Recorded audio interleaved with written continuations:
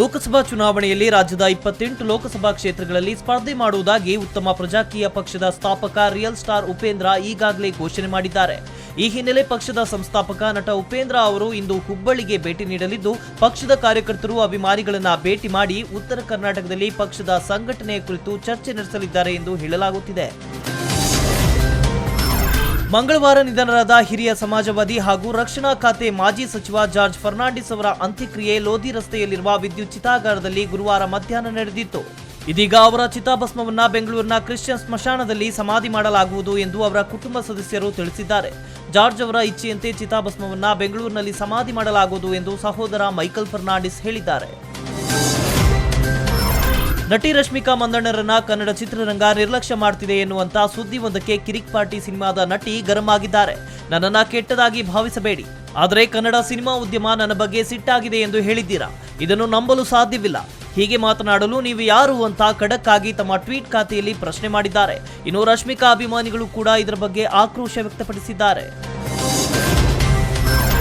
Budget ಮತ್ತು ಮೋದಿ ಸರ್ಕಾರದ ಬಗ್ಗೆ ವ್ಯಂಗ್ಯವಾಡುತ್ತಾ ನಟಿ ರಮ್ಯಾ ಮತ್ತೆ ಸುದ್ದಿಯಾಗಿದ್ದಾರೆ. ತಮ್ಮ ಫೇಸ್ಬುಕ್ ಖಾತೆಯಲ್ಲಿ 2014ರಲ್ಲಿ ಕೊಟ್ಟಿದ್ದ ಪ್ರಾಮಿಸ್ 2019ರ ರಿಯಾಲಿಟಿ ನೋಡಿ ಅಂತ ಕುದುರೆ ಬಾಲ ತೋರಿಸಿ ಕುಂಟು ಕತ್ತೆಯ ಚಿತ್ರವನ್ನ ಪೋಸ್ಟ್ ಮಾಡಿದ್ದಾರೆ. ಇನ್ನು ರಮ್ಯಾರ ಈ ಪೋಸ್ಟ್ ವೈರಲ್ ಆಗಿದ್ದು, ನಿಮ್ಮಂತೆಯೇ ಯಾರೋ ಚಿತ್ರ ಬಿಡಿಸಿದ್ದಾರೆ ಎಂಬಂತಹ ಕಮೆಂಟ್ಗಳು ವ್ಯಕ್ತವಾಗಿದೆ. ಇನ್ನು ಕೆಲವರು ಮೋದಿಗೆ ಇದು ತಕ್ಕ ಟಾಂಗ್ ಅಂತಿದ್ದಾರೆ. ಜಯಪ್ರದಾ ಒಂದು ಸಂದರ್ಭ ಆತ್ಮಹತ್ಯೆ ಮಾಡಿಕೊಳ್ಳಬೇಕು ಎಂದು ತೀರ್ಮಾನ ಮಾಡಿದ್ದರಂತೆ. ಹಿರಿಯ ಸಮಾಜವಾದಿ ನಾಯಕ ಅಮರ್ ಸಿಂಗ್ ಅವರನ್ನ ನನ್ನ ಗಾಡ್ ಫಾದರ್ ಎಂದೇ ಭಾವಿಸಿರುವೆ. ಆದರೆ ಜನರು ನನ್ನ ಮತ್ತು ಅಮರ್ ಸಿಂಗ್ ನಡುವೆ ಏನೋ ಇದೆ ಎಂದು ಮಾತನಾಡಿಕೊಳ್ಳುತ್ತಿದ್ರು. ಅಲ್ಲದೆ ಸಮಾಜವಾದಿ ಪಾರ್ಟಿಯ ಶಾಸಕ ಆಜಂ ಖಾನ್ ನನ್ನ ಮೇಲೆ ಆಸಿಡ್ ದಾಳಿ ಮಾಡುವ ಸಂಚು ರೂಪಿಸಿದ್ರು. ಒಟ್ಟಿನಲ್ಲಿ ಎಲ್ಲಾ ಕಡೆ ಹರಡಿದ್ದ ನೆಗೆಟಿವ್ ವಿಚಾರಗಳು ನನ್ನನ್ನ ಆತ್ಮಹತ್ಯೆ ಕಡೆ ತೆಗೆದುಕೊಂಡು ಹೋಗಿತ್ತು.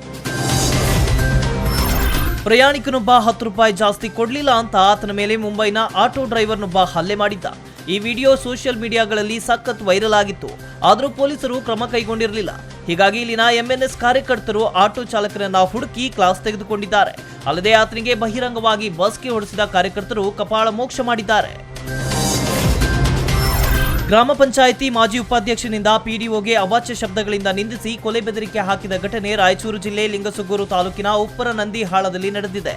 ಮಾಜಿ ಉಪಾಧ್ಯಕ್ಷ ವಿನೋದ ಎಂಬುವರು ಪಿಡಿಒ ಈಶ್ವರಪ್ಪ ಅವರಿಗೆ ಅವಾಚ್ಯ ಶಬ್ದಗಳಿಂದ ನಿಂದನೆ ಮಾಡಿದ್ದಾರೆ. ಹಳೆ ಕಾಮಗಾರಿಗಳ ಹಣ ಬಿಡುಗಡೆಗೆ ಒತ್ತಾಯಿಸಿ ಅವಾಚ್ಯ ಶಬ್ದಗಳಿಂದ ನಿಂದನೆ ಮಾಡಿ ಕೊಲೆ ಬೆದರಿಕೆ ಹಾಕಿದ್ದಾರೆ ಎನ್ನಲಾಗಿದೆ.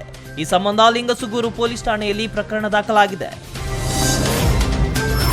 ಪಿಎಸ್ಐ ಪ್ರಶ್ನೆ ಪತ್ರಿಕೆ ಸೋರಿಕೆ ಯತ್ನ ಪ್ರಕರಣಕ್ಕೆ ಸಂಬಂಧಿಸಿದಂತೆ ಸಿಸಿಬಿ ಪೊಲೀಸರು ಮತ್ತೊಬ್ಬ ಆರೋಪಿ ಹಲಸೂರು ಟ್ರಾಫಿಕ್ ಠಾಣೆಯ ಪೇದೆ ವಿಠಲ್ ಬ್ಯಾಕೋಡ್ರನ್ನ ಬಂಧಿಸಿದ್ದಾರೆ.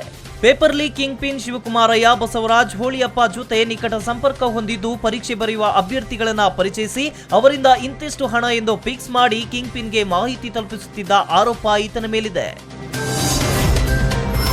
ಮೈಸೂರು ಸುತ್ತೂರು ಶ್ರೀ ಕ್ಷೇತ್ರದ ಜಾತ್ರಾ ಮಹೋತ್ಸವದಲ್ಲಿ ಇಂದಿನಿಂದ ಅದ್ದೂರಿ ಜಾತ್ರೆ ಆರಂಭವಾಗಲಿದೆ. ಈ ಜಾತ್ರೆಯಲ್ಲಿ ಇಂದು ಸಿಎಂ ಕುಮಾರಸ್ವಾಮಿ ಭಾಗವಹಿಸಲಿದ್ದಾರೆ. ಶ್ರೀ ಕ್ಷೇತ್ರದ ಜಾತ್ರಾ ಮಹೋತ್ಸವದ ಅಂಗವಾಗಿ ನಡೆಯಲಿರುವ ಸಾಮೂಹಿಕ ವಿವಾಹಗಳಿಗೆ ಸಿಎಂ ಕುಮಾರಸ್ವಾಮಿ ಚಾಲನೆ ನೀಡಲಿದ್ದಾರೆ.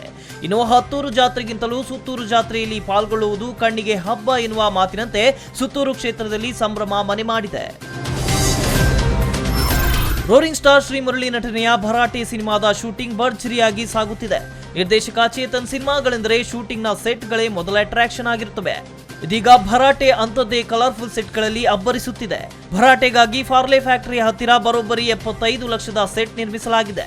ಇಂದಿನಿಂದ ಆಕ್ಷನ್ ಸೀಕ್ವೆನ್ಸ್ ಚಿತ್ರೀಕರಣ ನಡೆಯಲಿದ್ದು, ಸುಮಾರು 400 ಮಂದಿ ಕಲಾವಿದರು ಭಾಗವಹಿಸಲಿದ್ದಾರೆ.